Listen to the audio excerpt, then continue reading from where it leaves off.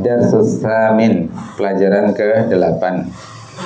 Ma'rifatu sababin nuzul, pengetahuan mengenai sebab turunnya ayat. Wal muradu bisababin nuzuli, dan yang dimaksud dengan sabab nuzul adalah ma nazalatil ayatu awil ayatu mutahadditsatan anhu aw mabniyatan li hukmihi ayyama wuqu'ihi. Wadhalika fi zamanin Nabi sallallahu alaihi wasallam wa fawaidu hadzal naw'u katsiratun. Yang dimaksud dengan sababun nuzul adalah ayat, satu ayat ya, al-ayah au ayat, atau beberapa ayat yang nazalat turun, mutahadditsatan anhu, yang membicarakan tentang satu peristiwa, au mabniyatan, atau mendasari, li hukmihi, hukumnya ya, status hukum peristiwa, ayyama wuqu'ihi, pada saat terjadinya ya, terjadi peristiwa, dan itu terjadi pada zamannya Nabi Shallallahu Alaihi Wasallam. Jadi setelah Nabi ingkirat ya, berakhir masa kenabian, berarti tidak ada lagi nuzul ya, karena berakhir sudah. Faidah mengenai jenis ini ya, materi pelajaran tentang sababun nuzul ini, faidahnya katsiratun, banyak. Minha, diantaranya, ma'rifatu wajhil hikmatil ba'itsati ala tasyri'il hukmi, mengetahui ya sisi hikmah al-ba'itsah, yang datang ala tasyri'il hukmi, atas pensyariatan hukum. Jadi misalkan ketika wanita-wanita hurriyah yang merdeka itu tidak mengenakan jilbab, tidak mengenakan khimar dan jilbab, lalu diganggu oleh para pemuda, lalu turunlah ayat, ya ayuhan nabi qul li azwajika wa banatika wa nisa'il mu'minin yudnina 'alaihinna min jalabibihin. Jadi wahai Nabi, katakanlah kepada istri-istrimu, anak perempuanmu, wanita-wanita mukminah, yudnina 'alaihinna min jalabibihin, hendaklah mereka mengulurkan jilbabnya, yakni jubah, baju kurung panjang. Dzalika adna ayyurafna fala yu'dzain. Yang sedemikian itu agar mereka lebih mudah dikenal, lebih mudah dibedakan dengan wanita budak, fala yu'dzain, dan agar mereka tidak diganggu. Karena dulu para pemuda nakal yang mengganggu wanita-wanita mukminah itu beralibi ya, beralasan, "Loh, kami kira mereka budak, pakaiannya sama." Maka disyariatkanlah jilbab, yang dengan demikian ayyurafna, agar mereka bisa dikenal, bisa dibedakan dengan para budak, fala yu'dzain, dan agar mereka tidak diganggu. Itu hikmah namanya, hikmatut tasyri'. Tapi bukan illatut tasyri'.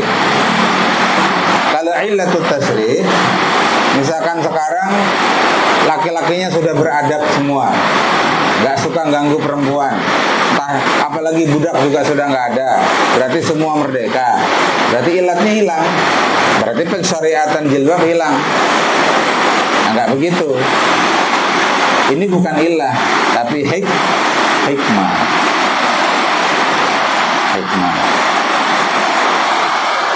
Seperti sholat, itu hikmahnya inna sholata tanha anil fahsya'i wal munkar. Lalu misalkan kalau ada misal kalau ada orang yang nggak melakukan kemungkaran sama sekali di satu masyarakat, satu negara, satu kampung, kalau begitu nggak perlu sholat toh, kan sudah tercegah dari keji dan munkar. Nggak bisa, itu hikmah, bukan illah. Selama dia bukan illah, ya syariatnya tetap berlangsung. Nanti hikmahnya itu bisa terwujud, bisa juga tidak terwujud. Buktinya ada orang sholat tapi tetap korupsi. Ada orang sholat tapi pacaran, sholat tapi ngumbar aurat. Nah, itu berarti hikmah dari sholatnya tidak terwujud. Puasa itulah alakum tattaqun, itu hikmah. Wa minha al-ittila'u ala ma'na al-muradi min al-ayati wa izalatil iskali. Di antara faidah mengetahui sababun nuzul itu adalah ittila, agar tersingkap, ya, diketahui makna yang dimaksud dari satu ayat, dan agar menghilangkan iskal, menghilangkan ketidakjelasan, yang adanya iskal, masalah, ada masalah dalam memahami satu lafaz.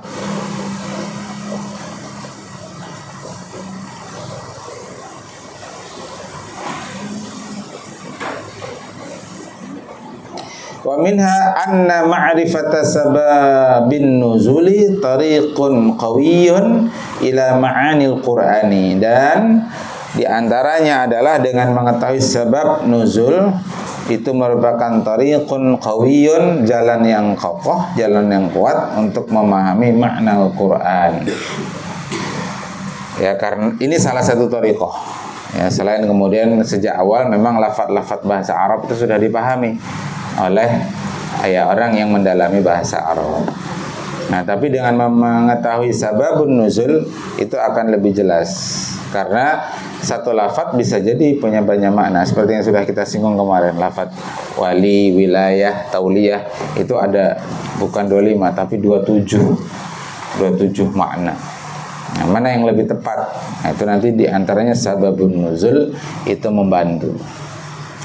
Wa'alam anna sababan nuzuli huwa ma warada bi sanadin muttasilin an sahabiyyin rafa'ahu ila Rasulillahi sallallahu alaihi wasallam aw lam yarfa'hu walakinnahu la majala lirra'yi fihi falahu hukmur raf'i.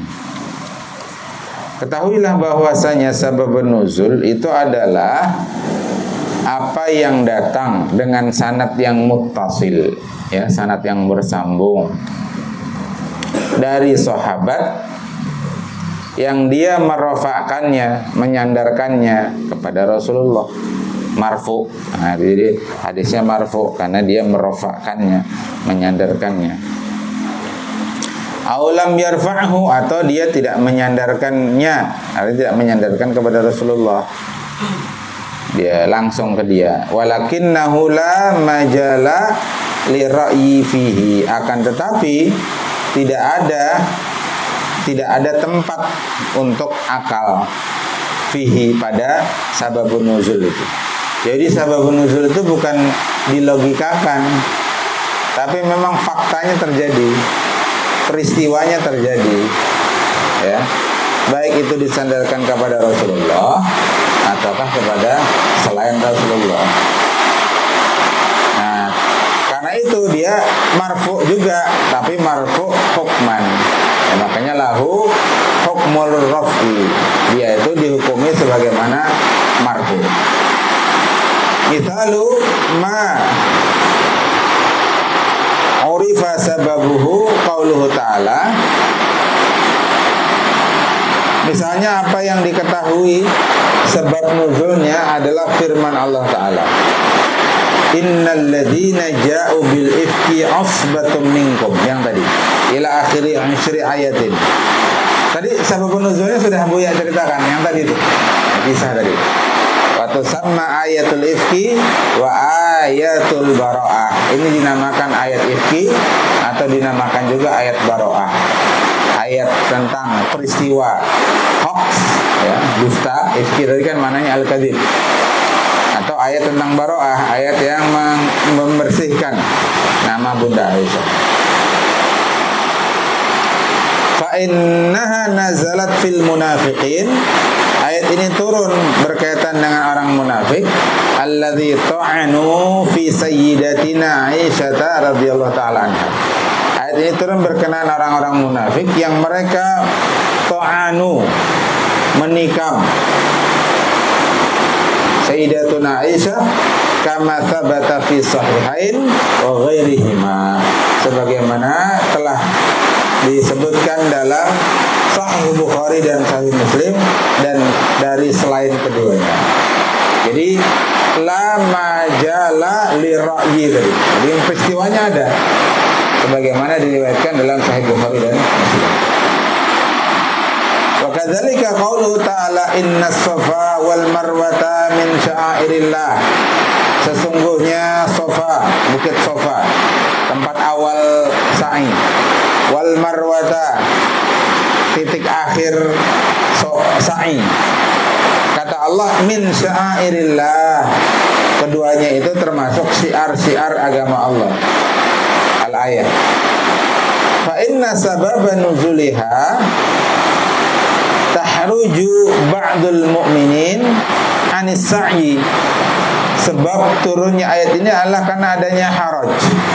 Ada perasaan berat.